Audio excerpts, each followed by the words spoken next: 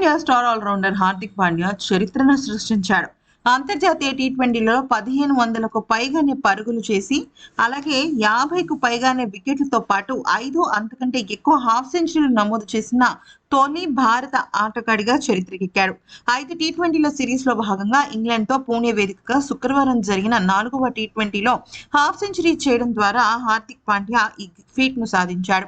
ఈ మ్యాచ్లో 30 బంతుల్లో 4 ఫోర్లు, 4 సిక్స్లతో 53 పరుగులు చేసిన హార్దిక్ పాండ్యా శివం దుబేతో కలిసి 6వ వికెట్‌కి 87 పరుగులు జోడించాడు.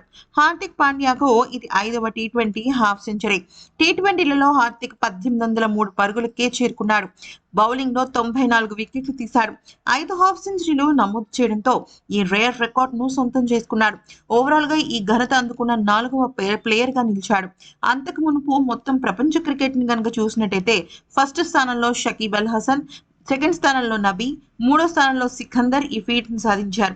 టీ20లలో మరొక 6 వికెట్లు తీస్తే హార్దిక్ పాండ్యా 100 వికెట్ల క్లబ్‌లోకి చేరతాడు. అంతేకాదు 1000 పరుగులు, 100 వికెట్లు తీసిన తొలి భారత ఆటగాడిగా కూడా నిలుస్తాడనమాట.